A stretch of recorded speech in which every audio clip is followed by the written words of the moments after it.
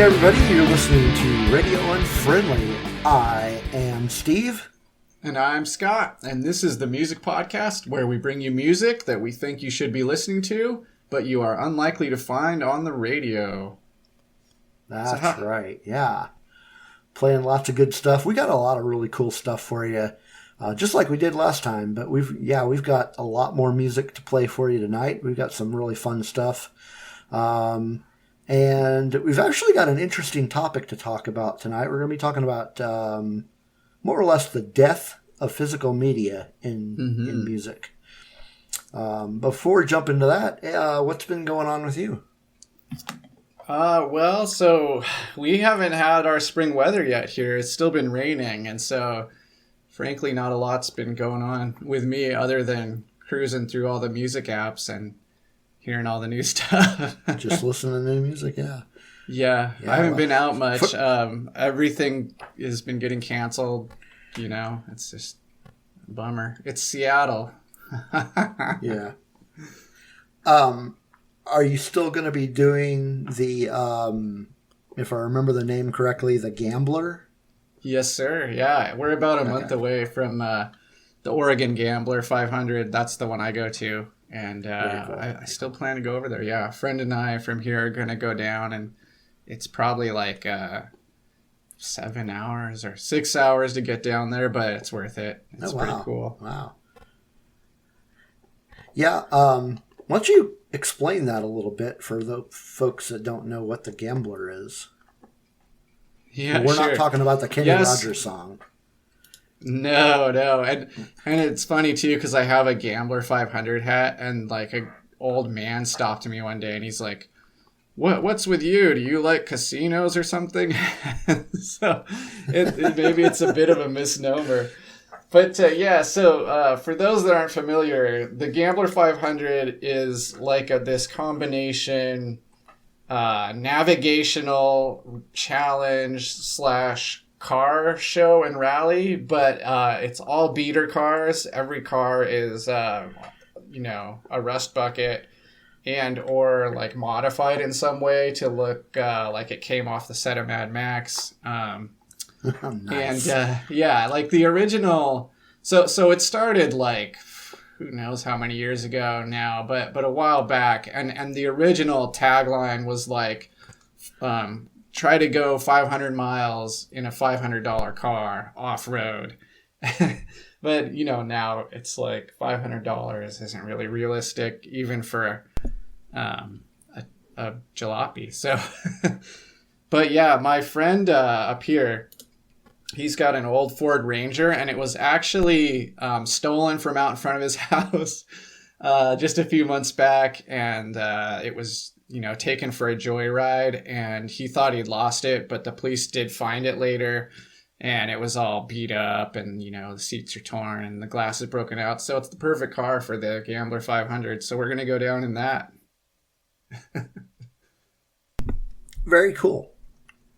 I actually found a link to something called What is the Gambler 500, and I'm going to put that in the show notes for you folks. Awesome. I forgot to say something really important about it.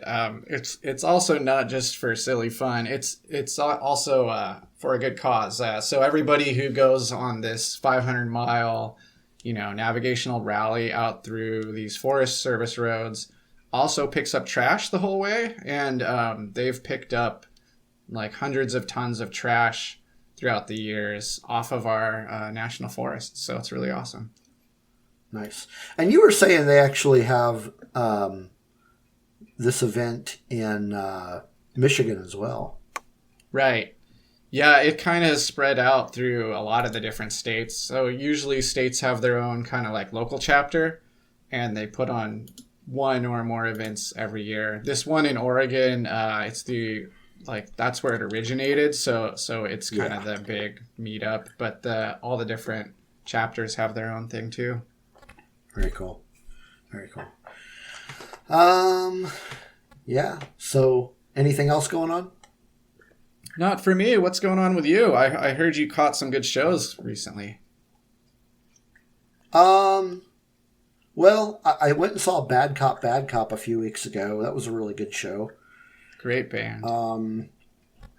I went to a local show a few days ago, and it was okay. I actually ended up leaving early.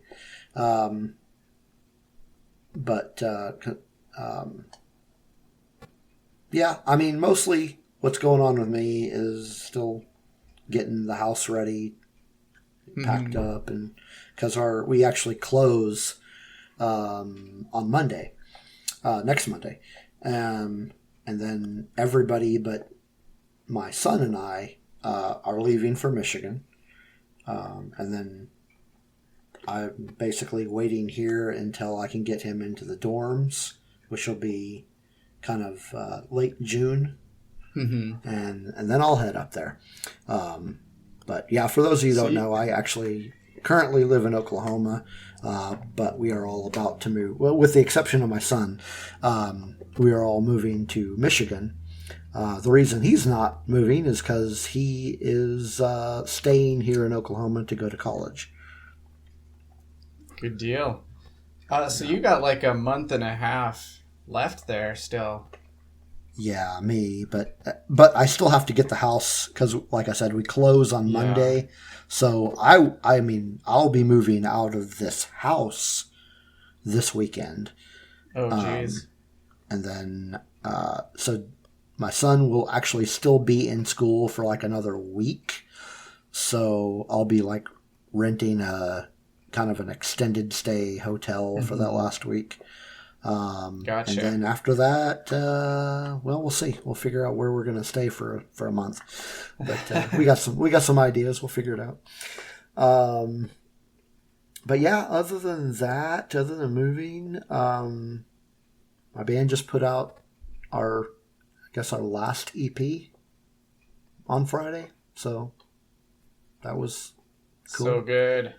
It's awesome, man. I listened to it. I went and bought it, and it's the second track, Confessions of Faith, right? Just love that. Yeah, Confession of Faith. Yeah, that's probably my favorite on the EP. I really like that one. That's actually one of the new ones.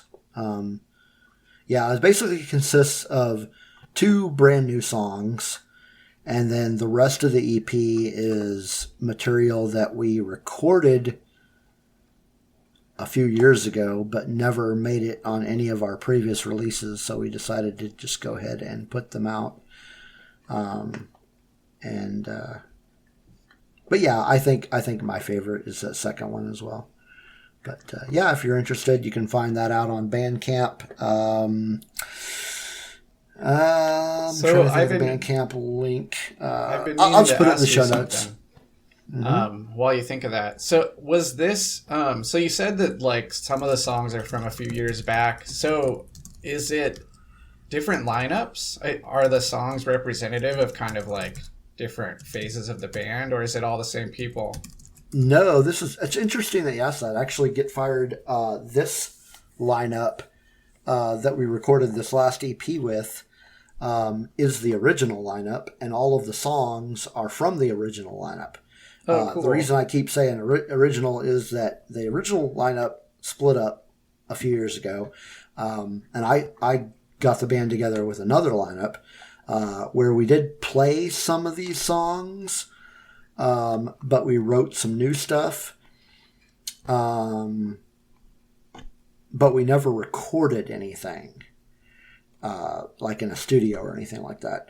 And then when I announced to those guys that I was moving to Michigan, basically we just decided to split up, and then the original lineup and I were just chatting one day, and because we still keep in touch, we're still pretty good friends, and we were talking about like recording a couple of songs before I left for Michigan, and those 2 new songs are what became of that discussion. And then we decided, let's release some of the stuff that we did not release before. So that's what happened. It must be kind of bittersweet, because it's like here's a new recording, and then it's like, and see you later. Yeah, pretty much. Yeah, I can only imagine. It's weird. But yeah, that other lineup, the only thing that exists. So we have a live video that's on YouTube that I actually kind of pulled the audio from it and did some cleanup of those recordings as audio files. So I have audio files that I could actually release as a live album, which I've thought of doing. I just haven't gotten around to doing it yet. Oh, cool. But, yeah. And that's got some of the stuff that we actually recorded, or not recorded, but wrote with that lineup. So, yeah. Interesting stuff. You're teasing us here. It sounds like we might see another release at some point. We'll have to keep an eye on your Bandcamp. I don't know. Maybe not. Yeah. So I put the Bandcamp link in the show notes. So it's getfired405.bandcamp.com. It'll be in the show notes. But yeah, that's really all that's been going on. Work still. I started watching Star Trek Discovery. Oh, I like that one. That one's cool. Yeah, I never watched it. I mean, my brother-in-law was saying he doesn't like that one because to him Star Trek isn't action. But I was like, well, the action's cool too. Yeah, I liked it. No, I actually the reason I started watching it is I heard about this the new show Strange New Worlds. Yeah, and I watched the first episode just because I felt like watching it, see what it was. And I like Anson Mount as an actor, which is why when I heard he was playing Christopher Pike in Strange New Worlds, I was like, oh, I'll check this out. And then a buddy of mine, Dave Brown, was telling me that he played that character in Discovery as well. I was like, oh, well, maybe I should go back and start watching Discovery. So yeah, I'm watching that. I'm still in the first season. I think I'm about episode 8 or 9. Yeah, somewhere in there. Good stuff. Yeah. But so far I'm enjoying it. Yeah. Cool. Nice. Well, hey, why don't we get on to some music? Yes, sir. Okay. You want to introduce this first one? Yeah, okay, so this first song is from a band called Fuss, and this is really funny, actually. It has 2 connections to last episode. So, first of all, it was produced by the guy that played bass on that Bruce Lee band track, I Hate This song. And then the second one, so yeah, it's wild, right? The second thing about it is that one of the members in the band is also a member of Joyce Manor. So it's got those 2. We like mentioned both of those bands last episode. Yeah. But this is it's a band called Fuss, and they released this earlier this year. This song's called "But It's a Dry Heat." He said.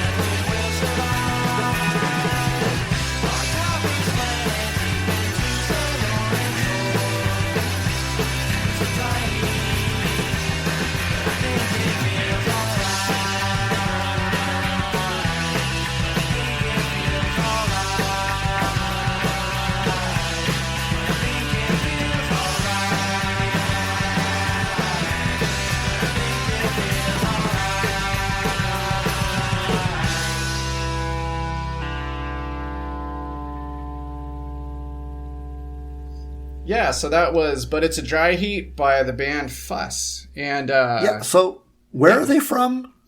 I think they're from well, the guy that sings, I think he's from San Jose, California.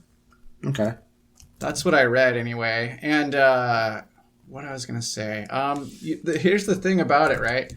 I think I'm kind of a sucker for songs like this because, I grew up in the 90s and it sounds just like one of those 90s bands. I instantly thought of Fountains of Wayne, actually. That's what it reminded me a lot of.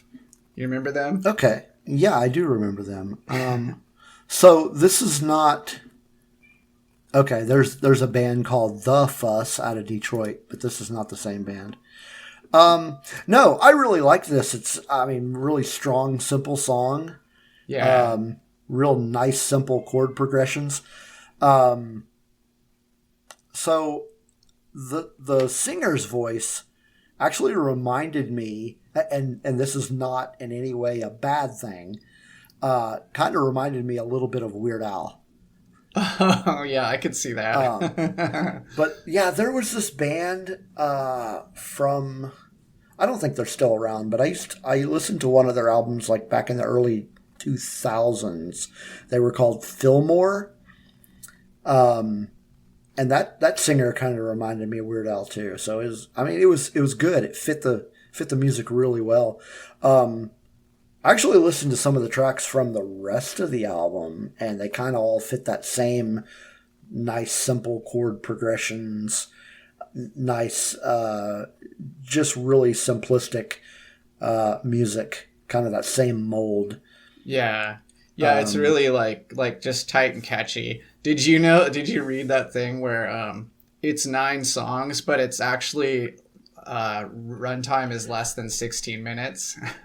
Yeah, that sounds like a Get Fired album for sure. Yeah, it's pretty funny. I think my favorite tracks on the album are Western Wear and Turn My Brain Off.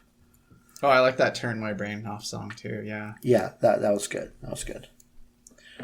Well, why don't we jump into the next one?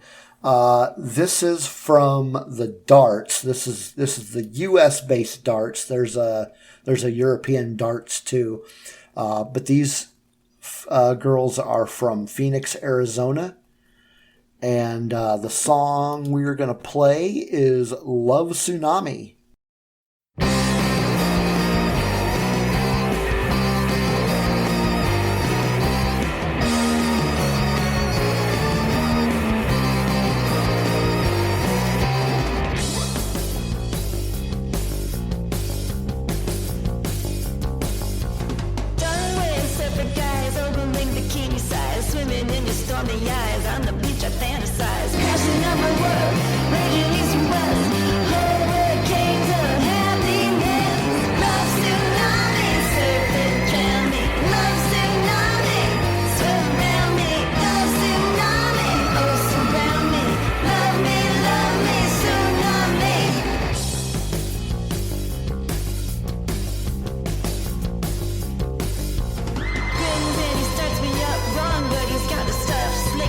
Jellyfish, take me, I give up. Crashing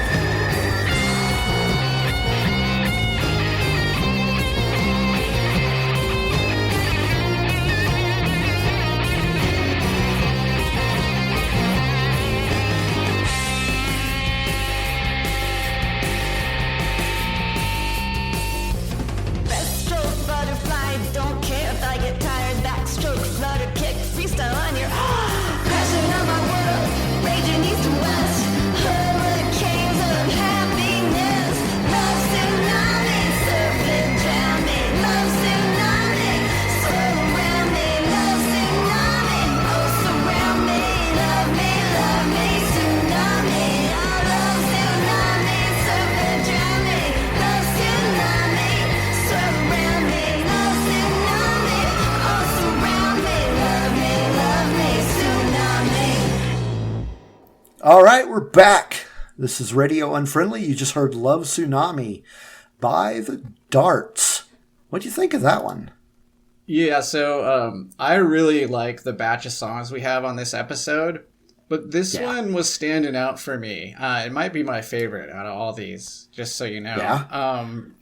When the first time I listened, I was like, oh yeah, why don't more bands show their B-52's influence? But I was listening again later, and I was like, no, it's not quite right, actually. That's not really, I think, what they're pulling from. Later, I was getting like underground garage rock, like the Mummies. I don't know if you're familiar with that band from San Francisco called the Mummies. But they not have a whole song. lot, but they have a song with organ. It's called "The Fly." That's just instrumental. So that was kind of what I thought of, and then I also started to think of the Cramps too. When I was listening back, but I really liked this. I'm glad you picked it. Yeah, a little bit. I hadn't thought of the Cramps reference. Yeah, a little bit. I really like the whole garage kind of fuzz thing me they've too. got going on. But yeah, this is one of my favorites from this week's as well. I wouldn't say my absolute favorite of all the songs that we pulled for this episode, but probably up there in the top 3. For sure. Okay, so before we jump into our next music pieces, we kind of had an idea for a topic to talk about on this episode. Because we haven't quite gotten to the point where we're doing interviews yet. So until then, we're just going to come up with some random topics. And I think this episode is going to be a good one. Why don't you kind of launch us into it? Yeah. Well, so, probably everyone listening is familiar with the idea that the CD is dead. Like, people have been saying that for a while.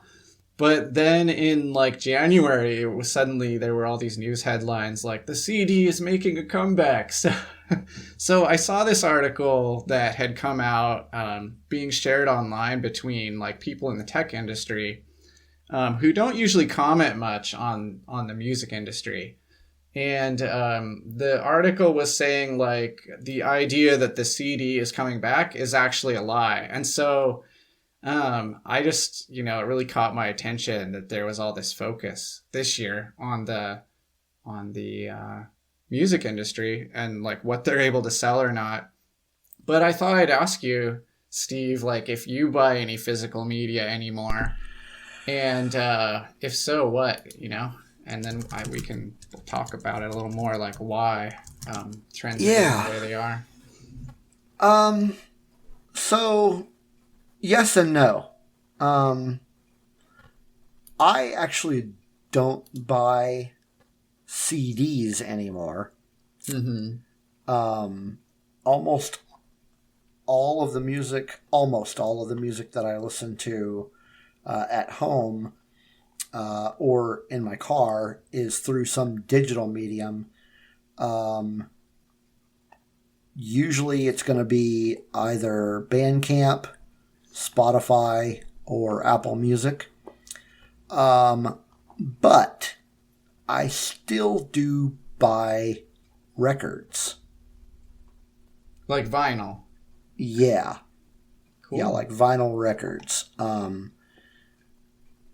But yeah, CDs, I don't even own a CD player anymore. Yeah. I own a record player.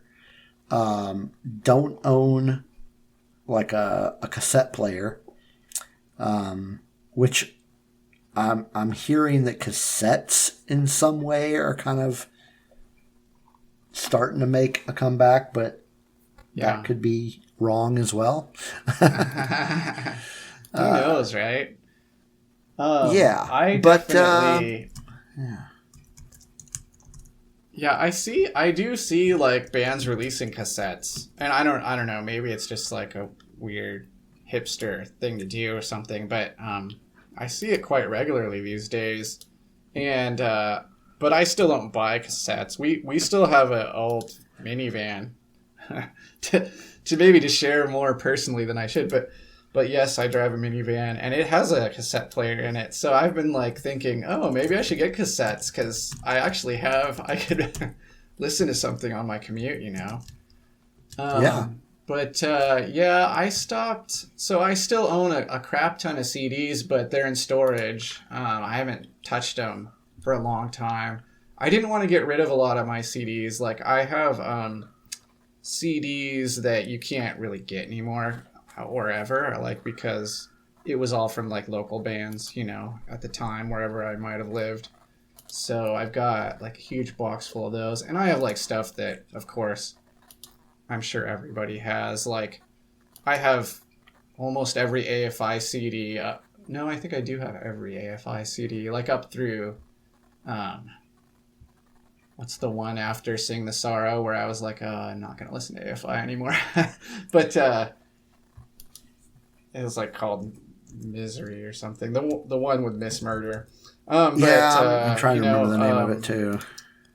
That's around the time I stopped collecting CDs. So someone look up whatever year that was released. But yeah, and then I would say mostly I try to do December Bandcamp. Underground.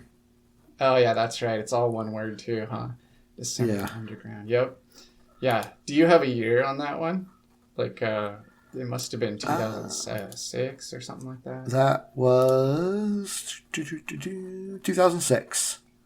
Okay. Good. My memory's not too terrible. But yeah. So and then someone, you know, like I don't condone this necessarily because it feels kind of corporate, which isn't my thing, but someone gave us a Sonos 1 speaker one year, so you can like just kind of like digitally hook up everything you ever would want to listen to through it, you know, like it has all the podcasts you want to listen to and YouTube Music, Apple Music, Spotify, whatever it is you're into. So it just like it was too easy because it doesn't take up too much space. You know, and I have 3 kids, so like all their stuff takes up all the space.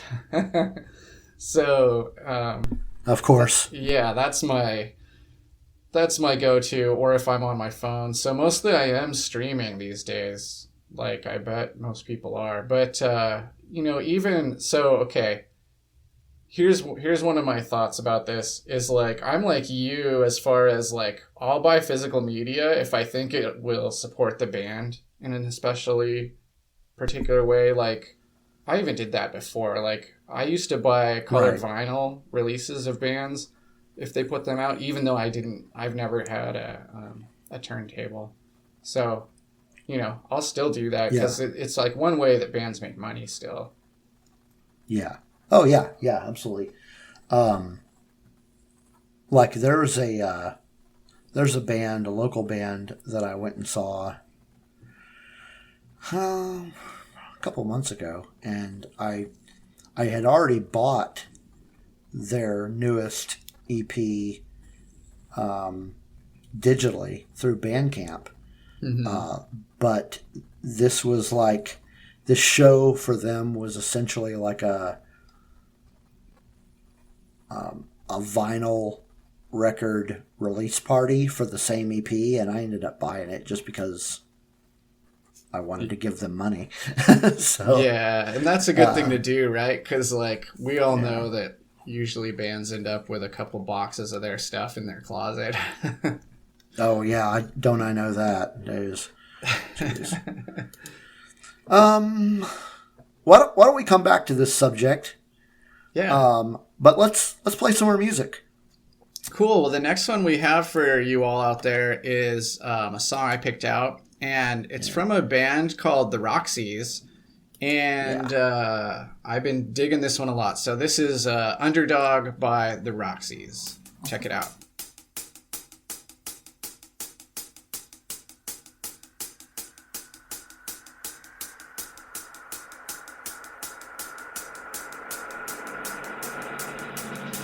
Well, I don't wanna dance because I'm told to. I wanna live another way.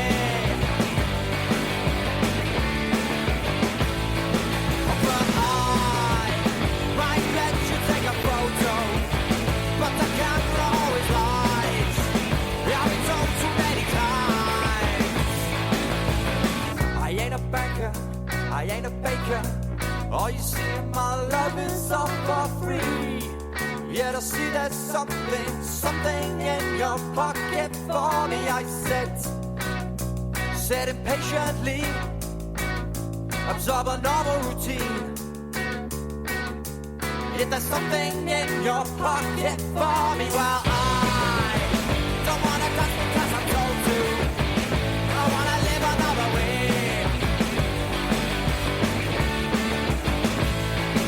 But I might let you take a photo, but the camera always lies. I've been told too many times. Ain't a taxman, can't be a tradesman. I'm sorry, it's something I can't be. Yet I see there's something in your pocket for me. I said, thinking patiently, I give a sigh of relief. There's something I'll never be. There's something in your pocket for me.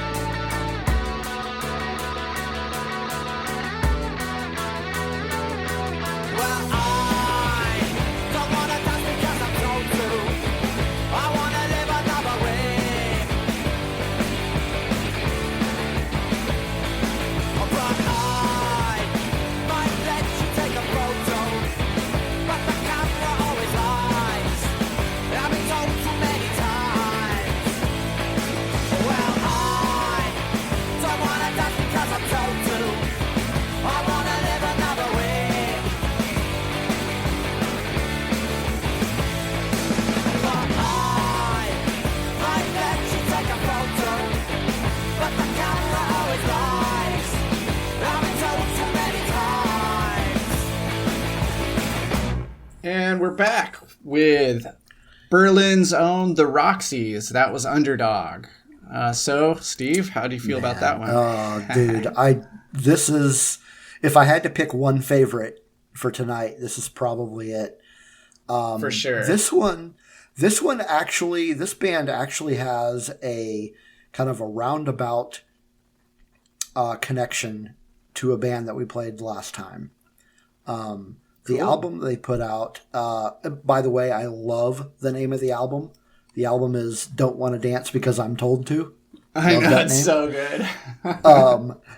But the album was released on Dirt Cult Records, which was the same label that released Dead Years that we played on the first episode. Oh, nice. That's a good connection. Yeah, interesting enough, both of these bands are from Germany. So I kind of wonder if Dark Cult is a German label. I did not look that up, but it might be something that's... it could be. But okay, getting into the music. Loved it right away. This band reminded me of a band that I really like. Called the Thermals. Have you ever heard of the Thermals? I've heard of the Thermals. I don't think I've listened to much Thermals, though. Oh, man. I'm a huge fan of the Thermals. Love these guys. So, yeah, right away, they reminded me of the Thermals. And the Thermals are inactive now. They broke up a few years ago. Oh, no. But, yeah, I listened to that, this song. And then right away, I wanted to listen to the rest of the album. It's good. Loved the rest of the album too. If you haven't heard this album, it's called Don't Want to Dance Because I'm Told To, but definitely worth your time to check this album out. You'd be doing yourself a favor. Yeah, it's pretty new too. It came out January 21st. Yeah, and it's on Bandcamp. So check the show notes page because the link will be there. Yeah, Steve, I thought as soon as I heard this, I was like, man, if these guys had come out with this album in say 1979, we would all be considering this a classic right away. Yeah, I mean, it sounds like we're a little effusive about this one, but it really is good. Yeah, basically they're kind of like a really loud indie punk rock band. Yeah.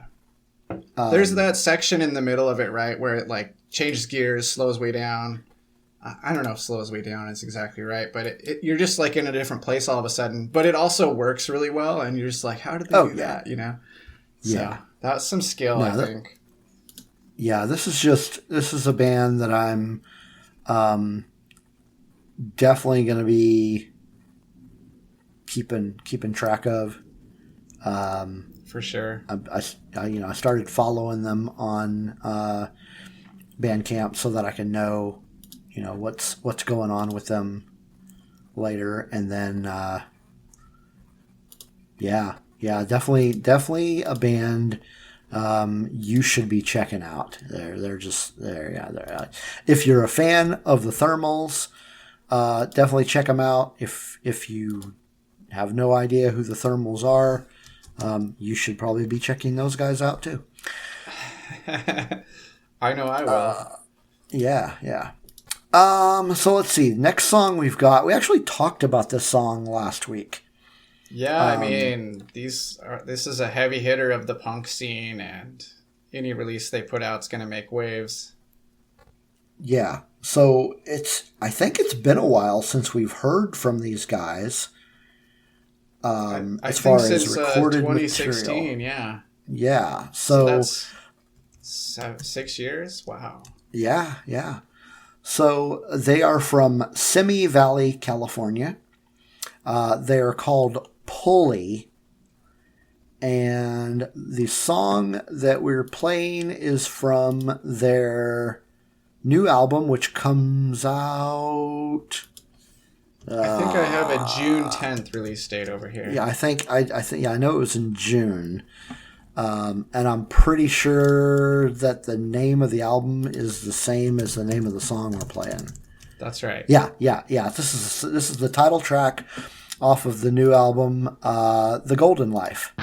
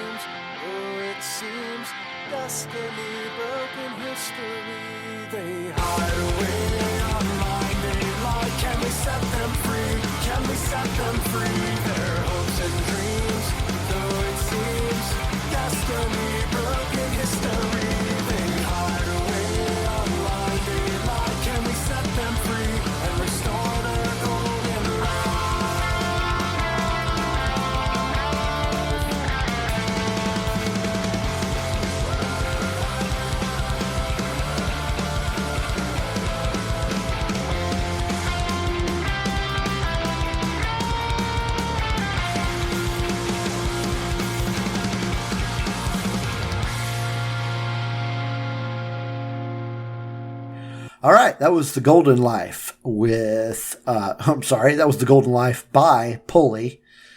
And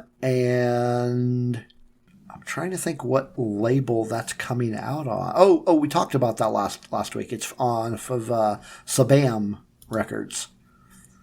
Is that, like, I've been trying to figure out how to say this record label's name. Like, do I say SBAM? Do I say Sabam? Do I say Spam? But I like how you say it with the Sabam. Yeah, I just started saying Sabam. So, you kind of told me about Sabam last episode. I started to look up, like, I Googled SUB-AM. That's what I thought you were saying. Like Sub Pop, okay. But with Sub-Am. And then I was like, no, that's not right. And somehow I think I must have searched for the specific band or something.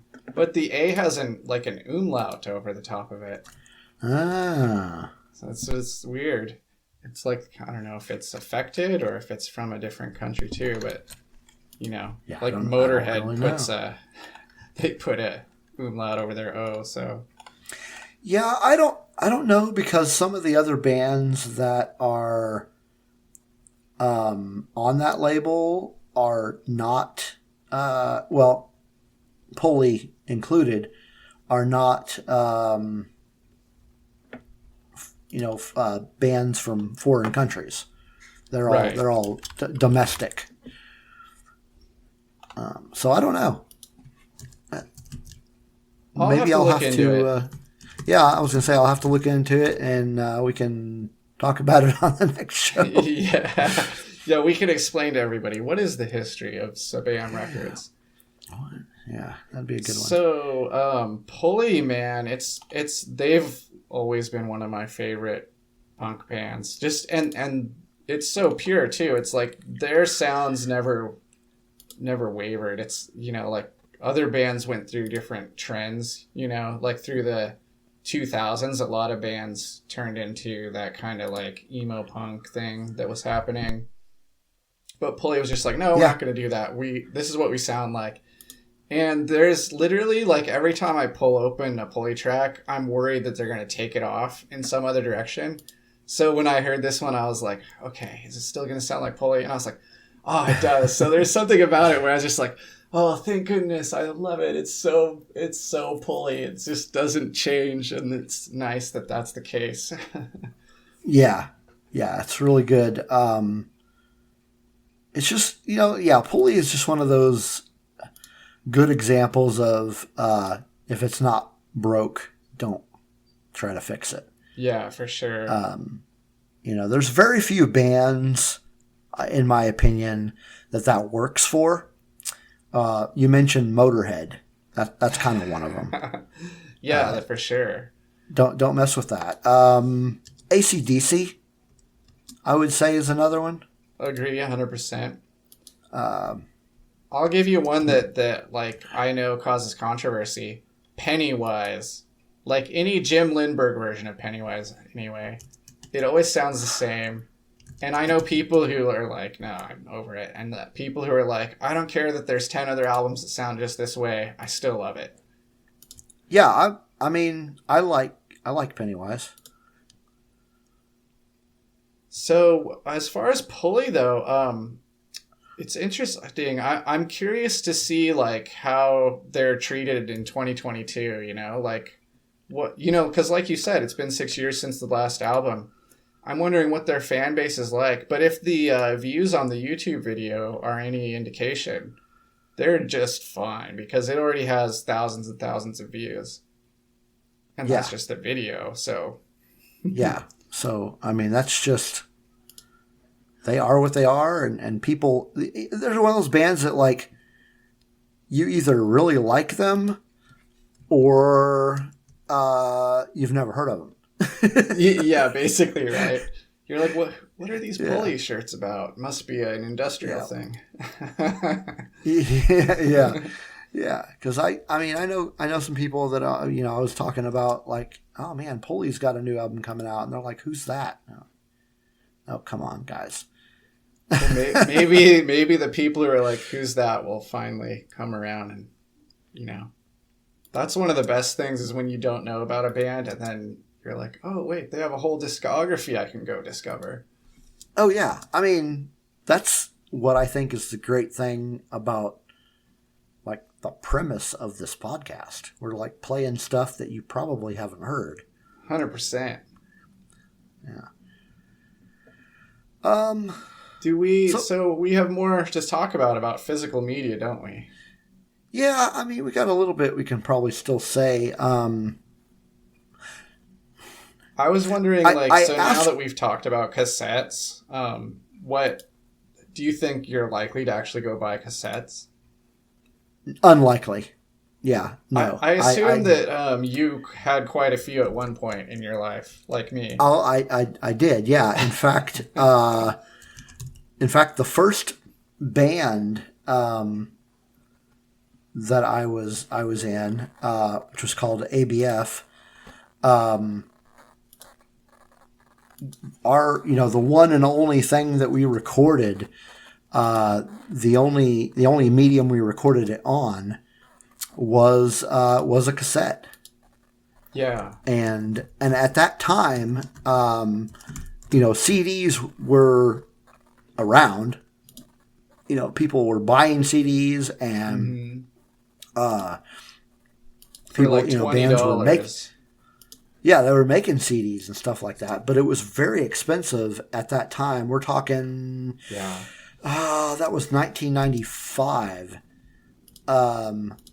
I definitely remember going to I think it was a Rite Aid. So I lived in a small town around that time, and I remember I actually was given a CD boombox a little while earlier than this, but I saw okay.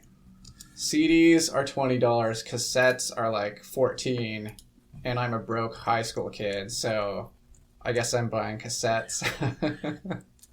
Yeah, at that time we were broke college students basically, and we didn't have enough money to get CDs were expensive to manufacture and produce, so we just 100%.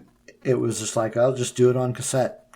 I love the culture around cassette because people would just hand you a tape and they'd just be like, I made you a tape full of all my favorite songs. Check them out. Because that was there was no online then. So what would happen is someone would just hand you a random mixtape and you'd be like, sweet, I know what I'm doing tonight. I'm going to go listen to this. Yeah. Yeah. And that's the thing is mixtapes were huge. Back in the day. Such a big thing. And yeah, it was so huge. You would make, you would record something off the radio. Oh yeah, I did that too. And yeah, and just make, and just, hey, listen to, did you hear this new song? Yeah. It's on my, but, and the thing about cassettes is they were so transportable. Because of their size. They were the perfect size. You can just stick them in your pocket. Mm-hmm. Whereas CDs, you couldn't really do that with. Plus, they get all scratched up, and if you put them in your backpack, right, they roll around in there and just get all messed up. Well, I mean, even in the in the box, the CD case, you couldn't really you couldn't put those in your pocket. No. But I mean, unless you were wearing cargo shorts, but I don't think that was really a thing back then. The cases were so annoying too, because all the little spines that held them in the center would pop out and rattle around. Yeah. But so cassettes were so easy to just carry around. I trucked around with cassettes long after CDs became a standard thing, probably till the early 2000s. Oh yeah, me too. Because I was able to find cassettes at thrift stores and stuff like that, so cheap and stuff that I still listen to. I was like, oh look, and it'd be 50 cents, Exactly, I was gonna say, but yeah, you could go to a pawn shop or a thrift store and find these things and. Too funny, right? Yeah, but that being said, the sound quality on them was not nearly as good as a CD or a vinyl record. Definitely not. And I think the biggest problem you had with a cassette is that it was too easy for them to break. Like it could come unspooled. Yeah, you remember having to use get in there pencil? with a pencil. Yeah, I was gonna say it's so bad, and you're like, I don't know where this tape goes. It's like winding around inside the case of my car's cassette player. Now I gotta try and pull this tape out and see if I can recover any of it. And you had to remember to label it somehow. Yeah, exactly. If it was a copy of something, because I would have like a box of cassettes, and I'd be like, what's on this? And I'd have to go listen to it just to see what it was. I know, and like, did you ever buy the really long ones that are like 120 minutes, like 60 minutes per side, and you're like, oh, I could have 4 albums on this, and then you're like, I don't know which albums are on this or where. Exactly. Because a lot of those things that I bought, they like didn't come with labels, like that you could stick on. Oh yeah. Like when you some of them you would buy it at the drugstore or whatever, and then you would have like a little sticker you could put on so you could label it, but others wouldn't. Yeah. So you just like, you're like trying to Sharpie on like a black cassette, and you're like, this isn't going to work. That's horrible. Yeah. I usually ended up buying the ones that had no labels. So it was like, I would like go get some masking tape, or not masking tape, but like, Scotch tape. What is what's the brown tape? Oh, like, mail tape, I guess. I don't know what those are. Yeah. Yeah. Kind of like that. Or I would get like a whiteout pen. Oh, that's smart. You're thinking there. I didn't quite make it there. Yeah, I don't know. Oh, that's too funny. You're making me realize the cassettes are hilarious, but they're still awesome. Yeah. Should we play more music? I think we should. Awesome. Well, why don't you jump into this next one? We're really heavy on like the California bands somehow. I didn't realize that, but this next one, also from California. This is a band out of Sacramento, I think, but their Bandcamp also says San Diego and LA, so who knows? They're from everywhere, I guess. Everywhere in California. But yeah, so the band's called Sad Girls Club. The song is I Think I'm Ready. I think I'm ready. Think I'm ready to move on. I think I'm ready. I think I know where it went wrong.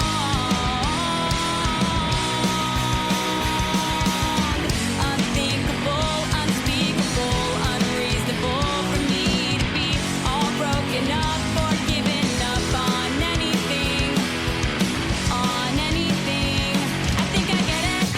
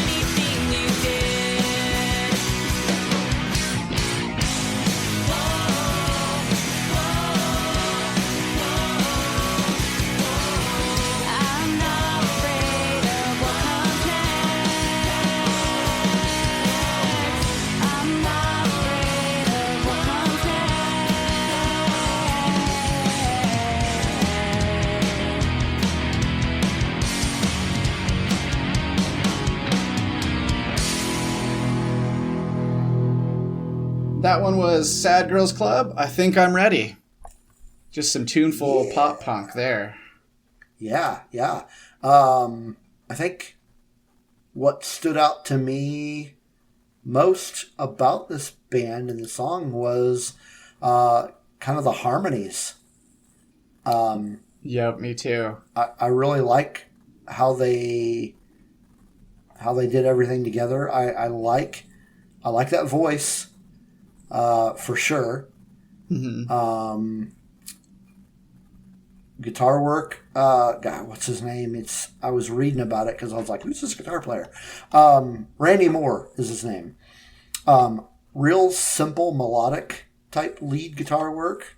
That's the type of guitar work that I like the most. Just simple melodic stuff that fits the song perfectly. But yeah, they like must this. all sing, right? Because it's like a trio, but you're hearing like a lot of voices there. Yeah, definitely. I think it is. I'm pretty sure it's a trio. There was something they did at the end. I can't quite place my finger on what it was. It was either like a change in key, or maybe it was a change in time signature. Like toward the end. It might have been. I got distracted. Both. So honestly, I'll tell you why I picked this one out. It's because of they do the whoa-ohs in there, and I'm just like, oh, I'm a sucker for any song that goes whoa-oh, and the harmonies, like you said, and I'll have to go and listen to what exactly is going on there. It's like about just 20 seconds out from the end, right?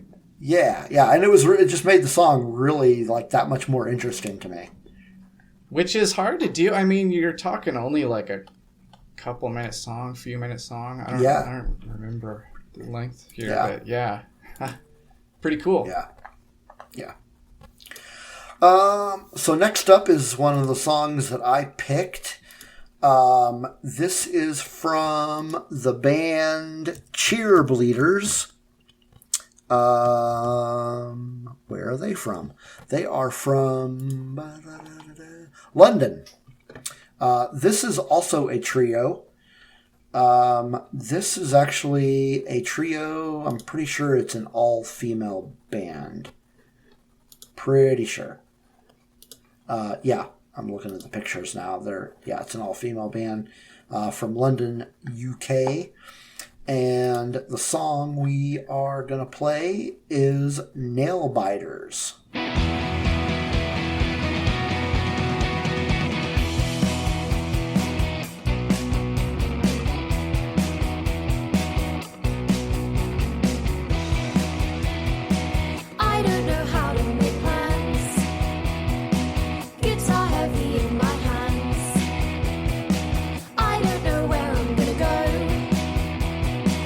I'm reading off my phone notes. I don't know what you're doing. I don't know how to feel.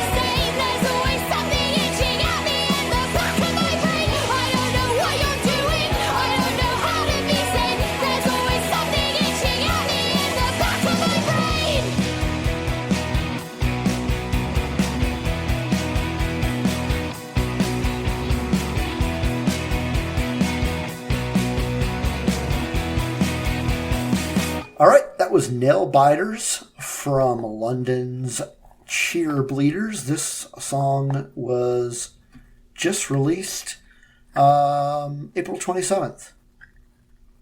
Yeah, I think this is a lead for an album that'll be coming out later this summer. So you're hearing it here first. I thought that was great. That was like, I was humming that to myself. Like after the first time I heard it, I was like, oh yeah, I'm humming along now. I was out doing something else later, and I was like humming the same. I was humming Nail Biters. That's cool. But yeah, you are right. That is. They've got an album coming out, and it's actually going to be their first full-length album. Oh, really? I thought they'd been around a few years, right? Like, I've heard of Cheerleaders for a while. Yeah, they have been around a little bit, but they've only done, like, EPs. Oh, cool.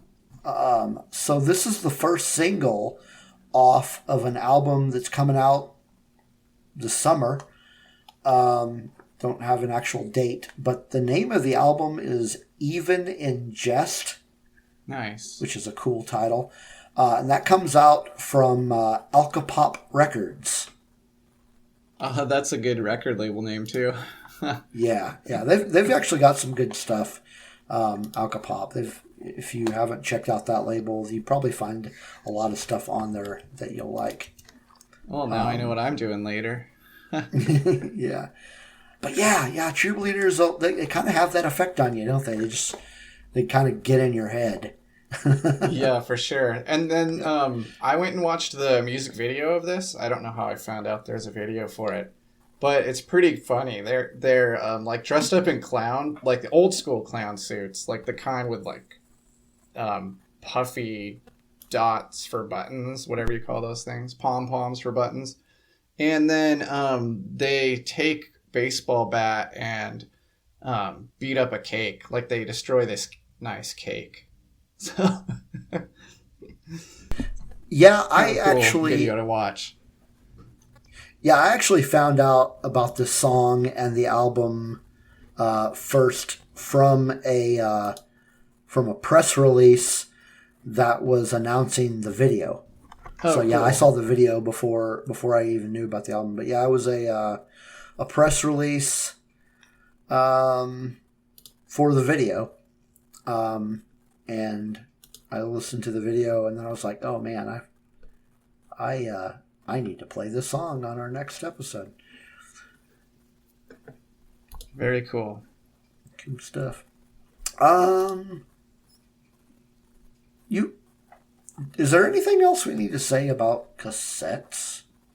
Probably not. I mean, we could wax eloquent about cassettes probably for a while, but it would just be reminiscing, I think. Yeah. So, I mean, do you remember, and I say that at the risk of not being able to answer it myself because I don't remember. Do you remember the last CD that you bought? Oh, gosh. Okay. What was the last CD I bought? I have no idea. I'll try to remember, but I have no idea. It's okay if you don't remember, because I don't remember either. I don't remember the last CD I bought. I mean, it was probably like a friend's band. So, like, I was in a band called Miracle Max until 2010. So I'm sure I bought like CDs from friends' bands around that time. But I don't think I was buying any, like label releases by that point. But now that you mention it, I think my last CD was, this is kind of amusing, from the same band that I just bought my last record from. It was a different EP. Okay. But I'm pretty sure that was the last CD physical CD that I bought. Yeah.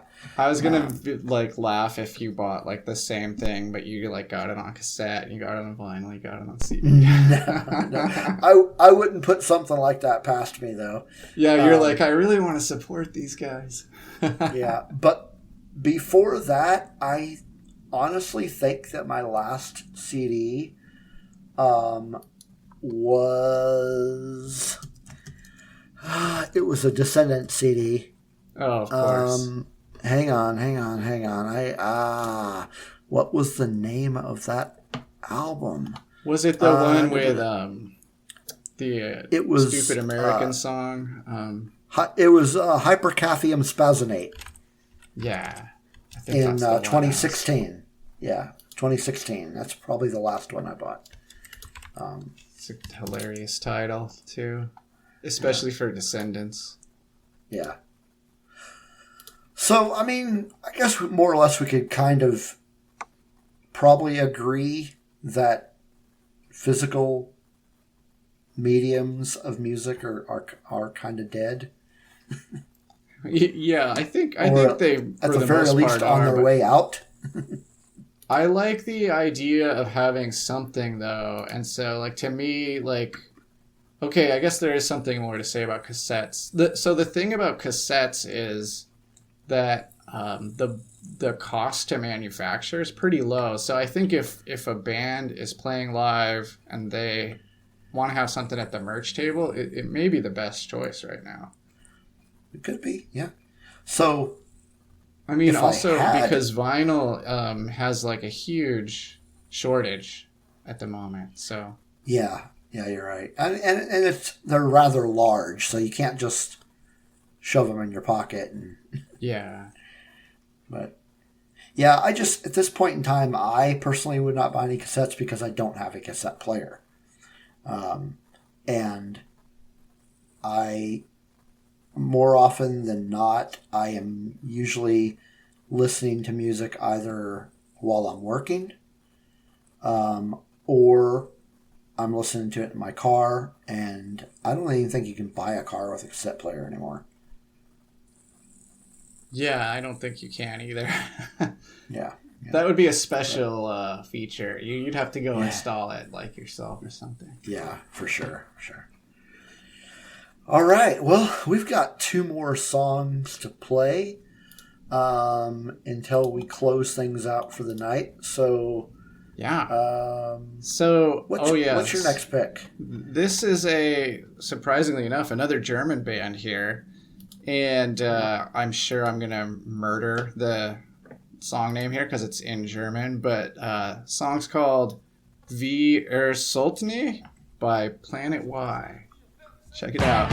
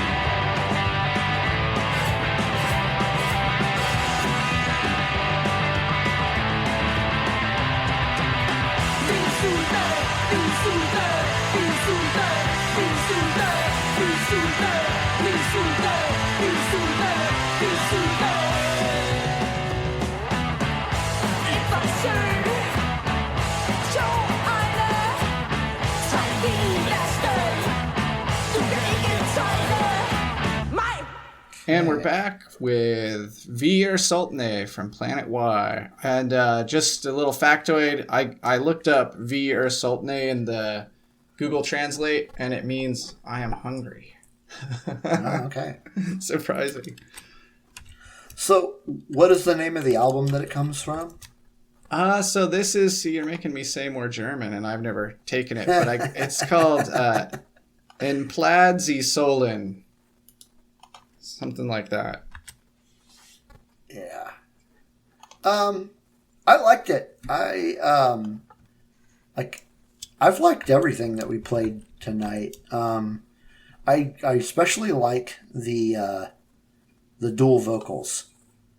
That's another one of those things that I really enjoy listening to, is like when bands have dual lead vocals.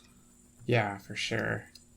And so I remember when you sent this over to me and originally, and I was listening to it on Bandcamp.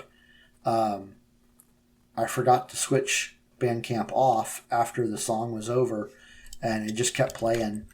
And I wound up listening to the entire album because I just really liked it. You know what I like is like, I like that the song is like 1.5 minutes long only, and they still have a guitar solo. That's so good. Yeah. Like, it's just so funny. I think it thumbs its nose at rock songs. Like, it's like, haha, we have a guitar solo and it's only 1.5 minutes. Yeah. I actually like, okay, so I did like this song a lot, but I actually liked the song that comes next on the album more, and it's probably my favorite song on the album. It's called Ivor Ir Gningstein. Man, hopefully we'll put this stuff in the show notes, because obviously we don't know how to speak. Yeah, it's either no, German I've got or all Danish. Yeah. Yeah, I've got it in the show notes. I think these guys are actually Dutch and not German. I think you're right. I think that maybe the record label's just on a German label. Probably. I don't know. So like, let me ask you something, a point of etiquette. So when you're on someone's Bandcamp page, and it usually says like the band's name and then like a city. So is that city, like, that's usually where the band is from, right? That's usually where they're based out of. Yeah. Oh, you know what? I'm looking here. They are Danish. They're from Copenhagen. So I must have written that down wrong. But, well, like you said, it could be the record label. Yeah, but Copenhagen is in Denmark, so yeah. Oh, okay. And I'm looking at their band page now. Yeah. I gotcha. Well, yeah, because the reason I bring that up is sometimes when you pull up a band on Bandcamp, you can only find them through the record label. Oh, right. That's true. So, like, the record label could be based out of somewhere, but you can never, through Bandcamp, you can never find out where the actual band is from. Because they don't have their own Bandcamp. Exactly. Yeah. So, that title you mentioned, Havor or Neaston, maybe? It means, where is the spark? Oh, nice. Yeah. But yeah, that whole album's really good, right? Like, there's a lot of songs, too. Like, they're all short, but it's like, you get a nice bunch of songs there. Yeah, you really do. Definitely something to check out. And that one was released in January? Yes, that's right. Yeah. Lots of January releases here. Yeah. We're trying to keep them new, and January is still not that far away, you know. Yeah. So, last song that we have to play is from a band based out of Philadelphia. They are called 500 Bucks. They have a debut full length coming out. Actually, it's already out. It came out on April 29th. Well, what label? No idea. It might be self-released. Yeah, I was going to say, I think it is. Which is amazing. But the band is actually kind of a punk supergroup. If your supergroup consisted of members from underground bands that a lot of people haven't heard of. But like I've heard of them. And maybe you have too. The band features members of the Holy Mess, the Bella Vista Social Club, and Captain We're Sinking. Oh, right, yeah. Captain We're Sinking is a band that is no longer active, and I actually like them quite a bit. That explains a lot. Now I know why the quality is so high and it's self-released. This song is from that debut self-titled release by $500, and the song is called Animal.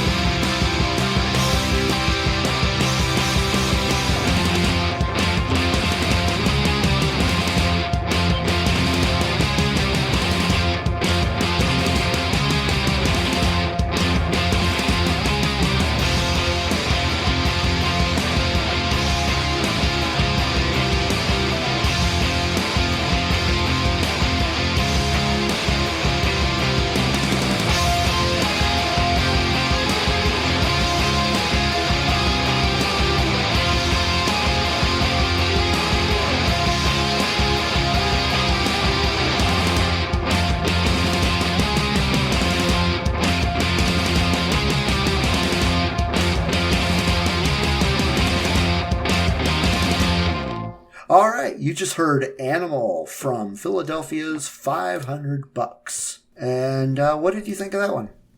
So, this is another...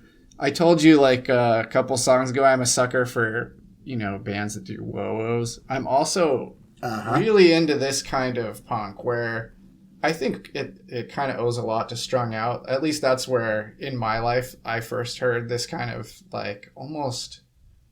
I don't know if it's metal influence so much, but you can tell it's like the super high gain, like Ibanez guitars with EMG pickups and that kind of a thing. And it's just fast and loud. And I don't know. I always love music like this. So it was reminding me of like a ton of other bands. And, I don't think I heard anything original here, but for me personally, I don't have to. Like, I just like a track like that. And it made me want to hear the rest of the album, which is, that's the point of this lead-off single here. Yeah. So I really liked it. I think it's great. They've got, like it was well played, well recorded. Like, there's almost nothing to complain about here. Yeah. Yeah, good stuff. Good stuff from... I heard about the band... again through a press release, but the reason that I pulled it up and because I don't necessarily read every press release I get, but I've pulled this one up because I saw members of Captain We're Sinking. And I was like, oh, okay, I got to check this out. But yeah, I liked it. Yeah, good stuff. All right. Well, that's. I want to mention something. They have the lyrics on Bandcamp for it. Mm-hmm. And I was like, oh, these lyrics never make any sense on bands like this because, like, Strung Out never made sense. I don't know. But, I guess that's not true. There were certain albums where Strung Out's lyrics were more lucid than others. But the lyrics are really worth a read. I just wanted to call that out. Like here's a band where there's some thought put into the words. Yeah, sure. Yeah. It's just not. It's not just goofy lyrics. It's something they actually thought about. Yeah. But yeah. Cool. Well, that wraps up another episode of Radio Unfriendly. Hope you enjoyed it as much as I enjoy making it, because I always love talking about music. And fun stuff. And thank you. Thanks for listening. Absolutely. So check us out on our next episode and spread the word.